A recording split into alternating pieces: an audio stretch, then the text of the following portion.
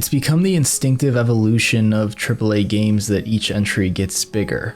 It's the most natural showcase to the consumer that what they are buying into is indeed an altered or enhanced experience. Games can appear far-reaching in many ways. A larger cast of characters can make a story feel grand. Art direction can make a linear space feel vast, and the careful addition of allowing player creativity to gameplay can open your mind. It's become assumed that games only have one route in the process of expansion, but purpose has to be found before the swelling of a world can turn heads. Open worlds with narrative intent have brought with them some of the industry's most memorable moments. Final Fantasy VII Rebirth being open has a different opportunity to turn heads. It's easier for some to take a risk on a game when they feel it's content dense. While being open world will always assist new audiences wanting to try a game, what you do to captivate them within it is far more important. Thankfully, not many games have struck the balance. While traveling through 7's world, the content between is mostly combat driven, with the exception of running into some new friends. Accurately representing this space and modernizing what you encounter on the way to your destination is a challenge that has to be conquered. Only then can you recapture the freedom given during an era of games where even the idea of it was pure magic. Final Fantasy did not find itself in these types of open environments until Western influence found its way into Square Enix. 7 is typically regarded as having an open world, when in reality, PlayStation 1's presentation of Gaia is just an impressive illusion.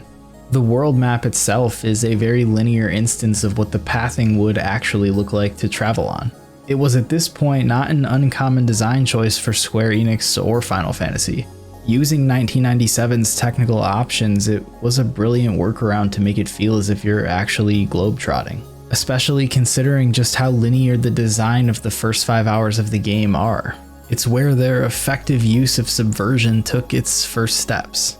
People respond positively to being thrown into a more intensive world at the right speed. The design choice to show you what your next 50 hours can contain in a matter of moments. Historically, this has been done visually. Leaving Vault 101, cresting the hill in Breath of the Wild, descending underground into the view of a sky. Final Fantasy VII pulled this off with a static shot and a few lines of dialogue. It was pure narrative purpose.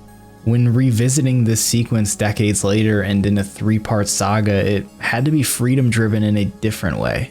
You get a more visual representation that the story for this cast has just begun. A larger world is out there that you will exist in, but it's still far out of reach. You can't have your moment of euphoria for another 3 years.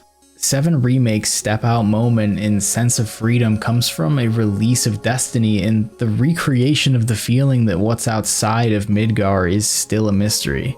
It's the same moment executed under different circumstances. The unknown is still just one step away. Once you find yourself taking those first steps into the larger world of Gaia, the real test of the team's development prowess falls under examination. Creative Business Unit 1 has been on an unknown path of their own in taking on translating this map to real walkable distances. Final Fantasy VII has excellent pacing that was far easier to get the hang of in the linear space of 2020's Midgar. As with most open world games, pacing is the first victim of an unnecessary design choice. One of Remake's most overlooked design decisions was giving the player side content only when it makes sense for Cloud to be taking it on narratively. Open world games need to be way smarter about this if the pacing of the story places an urgent threat looming over the world. There will always be a reason to do things for the residents of a hurting world, but they can always be placed in far more clever ways than we are historically used to. The world map is split into 2 distinct sections, in which early on a ship takes you to and from the eastern and western continent. Ocean in any game helps fulfill a sense of vastness. You can't view the ocean as anything other than a massive foreboding area that usually stops you from reaching more. It's been said there is no loading in Rebirth's map, and alluded to that includes the crossing of ocean. That's a load time that anyone would accept, and considering it was figured out is a testament to the lengths gone to commit to the feeling of true freedom in exploration. Sections of the ocean play a role in the later parts of the game, but being able to cross the dividing part of it in its entirety is a level of access Square hasn't historically opted into. It wasn't until post-game 15 where a version of this was even experimented with. Exploration is where the excitement of a large world can quickly turn into disappointment. The act of filling a world with things that are not only meaningful but also add to the tone of the world is a design philosophy most games in the genre lack.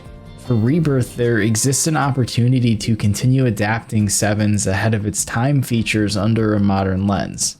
Remake implemented a scene that varies depending on your actions in-game. You share a relationship-enhancing moment with either Tifa, Aerith, or Barrett that takes place right before the ascension to the upper plate. This happens under the same point-based system used to decide what clothing everyone has on in the wall market section of the game. Yet another feature that was utilized in the original game to determine a scene of similar potency, but one that exists beyond the confines of Remake's story and into its sequel. Rebirth widens this behind-the-scenes point system to side quests via the way you talk to your party members. This already adds one single layer of reason to partake in the side content outside of the quest narrative itself. Knowing that your words have actual meaning and affect many small outcomes creates such a personal experience because it's done via a growing attachment to the characters. That's all side content ever needs to service: relationships. Your relationship to characters, to the story, and to the world. The hunts, mini-games, and less impactful discoveries all gain new meaning when the game has won you over in a way where just being in the world for a moment longer is now enough.